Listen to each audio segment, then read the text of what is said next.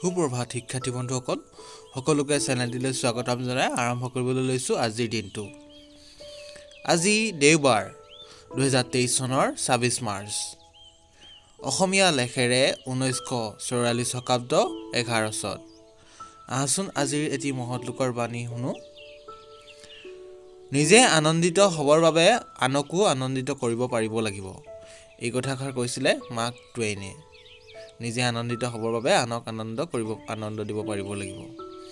এতিয়া এটি সাঁথৰা শুনোৱা আহচোন। কলৈ যোৱা মোকো মাৰি থৈ যোৱা, মোক মাৰি থৈ যোৱা। কলৈ যোৱা মোক মাৰি থৈ যোৱা।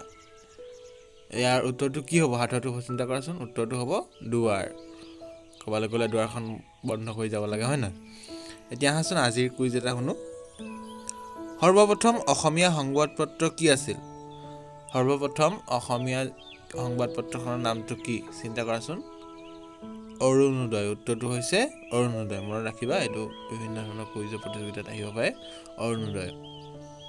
এতিয়া আহাচোন আজিৰ দিনটোৰ তাৎপৰ্য জানো। 26 মাৰ্চ তাৰিখটো ভাৰতীয় ইতিহাসৰ এক অতি বিশেষ দিন বুলি গণ্য কৰা হয়। কাৰণ আজিৰ দিনটোতে উত্তৰাখণ্ড ৰাজ্যৰ কৃষকসকলে গছ কটাৰ প্ৰতিবাদত চিপকো আন্দোলন নামৰ পৰিৱেশ সুৰক্ষা আন্দোলন গঢ়ি তুলিছিলে, আয়োজন কৰিছিল। গতিকে এই চিপকো আন্দোলনৰ বিষয়ে তোমালোকে নিশ্চয় শুনিছা। গতিকে এই চিপকো আন্দোলন আজিৰ দিনটোতে সংঘটিত হৈছিল। তদুপৰি 1931 চনৰ 26 মাৰ্চত কলিকতাৰ ঠাইত নতুন দিল্লীয়ে ব্ৰিটিছ ইণ্ডিজৰ ৰাজধানী হিচাপে লৈছিল। এইটো এটা গুৰুত্বপূৰ্ণ কথা আছিল ভাৰতৰ কাৰণে। তাৰোপৰি অসমৰ ক্ষেত্ৰত আজি ৰসৰাজ লক্ষ্মীনাথ বেজবৰুৱাৰ স্মৃতি দিৱস। 1964 চনত জন্মগ্ৰহণ কৰা বিশিষ্ট সাহিত্যিকজনৰ 1938 চনৰ আজিৰ দিনটোতে তেখেতৰ মৃত্যু হৈছিল। আধুনিক অসমীয়া সাহিত্যৰ এজন পথ প্ৰদৰ্শক আছিল লক্ষ্মীনাথ বেজবৰুৱা। গল্প, উপন্যাস, প্ৰবন্ধ, ৰম্য ৰচনা, সমালোচনা, প্ৰহসন, জীৱনী, আত্মজীৱনী, শিশু সাহিত্য, ইতিহাস অধ্যয়নৰ উপৰিও তেখেতে কবিতা, নাটক আৰু সাংবাদিকতাকো বেজবৰুৱাৰ অৱদান অমূল্য। এইবিলাক ক্ষেত্ৰত তেখেতে বহুতো অমূল্য অৱদান আগবঢ়াই থৈ গৈছে। মাতৃভাষাৰ প্ৰীতি, ভাষাৰ প্ৰতি কৰ্তব্যবোধ তথা সমাজ সচেতনতা বেজবৰুৱাৰ সাহিত্যত প্ৰকাশ পাইছিল।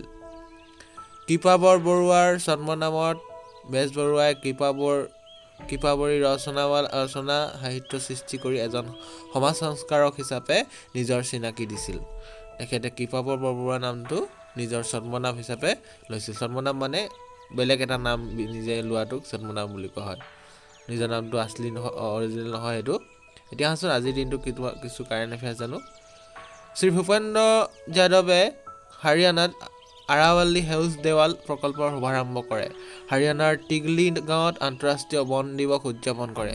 আয়োজিত এক অনুষ্ঠানত শ্ৰী ভূপেনৰ 5খন ৰাজ্যৰ আৰাৱলী ৰেঞ্জৰ চাৰিওফালে 5 কিলোমিটাৰ বাফাৰ জোন সেউজীয়া কৰাৰ এক বৃহৎ পদক্ষেপ আৰাৱলী সেউজ দেৱাল প্ৰকল্পৰ শুভাৰম্ভ কৰে।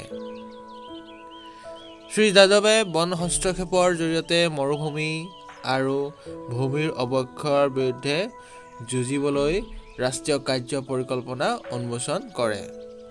গতিকে এয়া আছিল ভাৰতৰ এক ৰাষ্ট্ৰীয় প্ৰেক্ষাপটত এক কাৰেণ্ট এফেয়াৰ্ছ। আজি এৱাৰ্ডৰ বিষয়ে জনা হৈছোঁ। যুৱ উদ্যোগী ঈশা আম্বানীক ফৰ্বছ ইণ্ডিয়াই জেনেটেক্সট উদ্যোগী সন্মানেৰে সন্মানিত কৰিছে। প্ৰতি বছৰে ভাৰতৰ আগশাৰীৰ ব্যৱসায়িক আলোচনী ফৰ্বছে নেতৃত্বৰ ক্ষেত্ৰত উৎকৃষ্টতাৰ বাবে এই বঁটা প্ৰদান কৰে। ৰিলায়েন্স ইণ্ডাষ্ট্ৰিজ লিমিটেডৰ অধ্যক্ষ আৰু পৰিচালন সঞ্চালক মুকেশ আম্বানীৰ কন্যা ঈশা আম্বানী। গতিকে এই ঈশা আম্বানী তোমালোকে নিশ্চয় নামটো জানিছা। মুকেশ আম্বানীৰ জীয়েক হয় তেওঁ, আৰু তেওঁ যুৱ উদ্যোগী হিচাপে জেননেক্স উদ্যোগী সন্মানেৰে সন্মানিত কৰিছে।